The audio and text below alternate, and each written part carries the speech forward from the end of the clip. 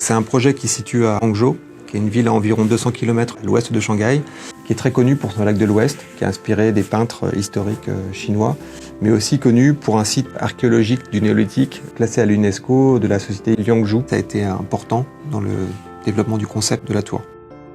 Hangzhou est une ville en plein développement, c'est l'équivalent de la Silicon Valley chinoise. C'est un projet qui s'est développé sur un temps long, puisqu'on a gagné le concours en 2009 et que le bâtiment a été livré en 2022 et qui doit être opérationnel pour les Jeux asiatiques qui auront lieu en septembre 2023.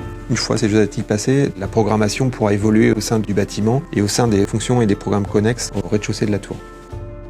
Dans le cadre de ce projet, une maîtrise d'ouvrage spécifique a été créée pour l'aménagement du parc olympique. Ils n'étaient pas décisionnaires sur le choix du projet, puisque c'est le maire qui a choisi le projet plus un vote public, mais c'est eux qui ont assuré le suivi et le développement et la coordination entre les différents projets qui étaient liés sur le site. On s'est rendu compte que la densité du programme ne nous permettait pas, si on voulait préserver le parc, d'installer tout sur des niveaux plutôt bas et qu'on était dans l'obligation de superposer ces différents programmes. Donc assez rapidement, on a dimensionné ces différents plateaux autour des dimensions des terrains de sport. On a développé le projet sur 8 étages, qui font chacun 12,60 m et qui permet d'avoir la hauteur libre suffisante pour pouvoir pratiquer les sports de balle et en particulier les sports très dimensionnants comme le handball ou le basketball. Le projet se décompose en deux grandes parties. Il y a la partie de la tour qui abrite les ensembles d'activités sportives et puis dans le socle, on est venu aménager en fait l'hôtel, le vélodrome et la clinique du sport.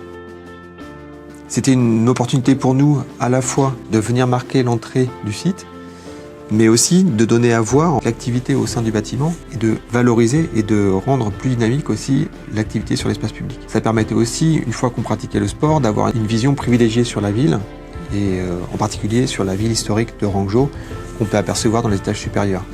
La particularité du projet, qui était une volonté forte, c'est de dire on va continuer le parc sur ce belvédère et amener les gens du niveau du parc jusqu'au niveau du toit de la tour pour profiter aussi de cette vue.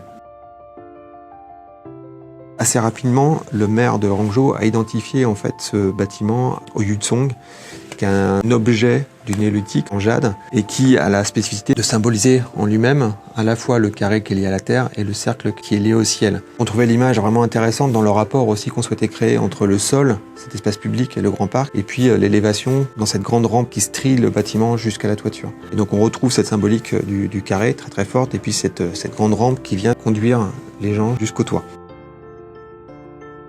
Empiler des équipements sportifs dans une tour avec une structure métallique, c'est pas forcément quelque chose d'extrêmement évident. C'était un vrai challenge en termes de structure, en termes de réglementation incendie, en termes de flexibilité aussi du bâtiment. Chaque étage est divisé en 4 compartiments qui correspondent à des compartiments incendie et avec des distances réglementaires jusqu'aux évacuations. La rampe montant d'un étage est sur une face à chaque niveau. Il a fallu en fait qu'on adapte aussi les plans de chaque étage en modifiant à chaque fois la position des vestiaires.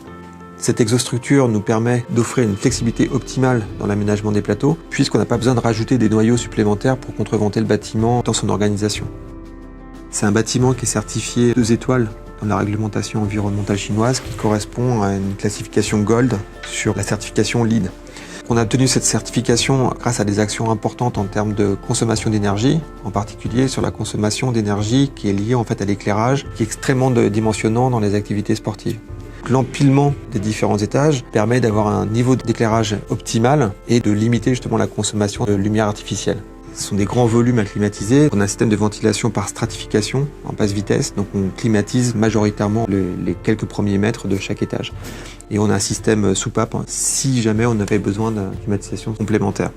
On a mis sur la toiture tout un système de chauffage d'eau solaire qui permet de répondre aux besoins aussi en termes d'eau sur l'ensemble de la tour.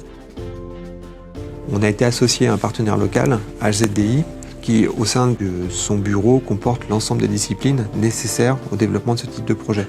En parallèle, on s'est, nous, entouré de spécialistes comme en structure MAP3, comme en environnement Terrao, et aussi nos équipes des flux au sein d'AREP, pour travailler sur les spécificités de ce type de programme qui est assez nouveau et pour lesquels on n'avait pas forcément toutes les réponses. AREP Chine et AREP France, en collaboration avec les partenaires locaux, ont été vraiment très investis sur le projet et c'était un échange permanent, et en particulier sur place, où on a eu de nombreuses et de longues périodes de travail en commun directement au niveau du site à Hangzhou. C'est un projet qui est la synthèse de 3 grandes composantes. La première qui est la gestion d'un programme extrêmement dense sur un site qu'on souhaite préserver. La deuxième, c'est de marquer l'entrée avec une forte valeur symbolique au bâtiment. Et la troisième, de créer en fait de la vitalité dans l'espace public en donnant à voir les activités qui ont lieu au sein du bâtiment et d'offrir aux sportifs une vue particulière et privilégiée sur la ville.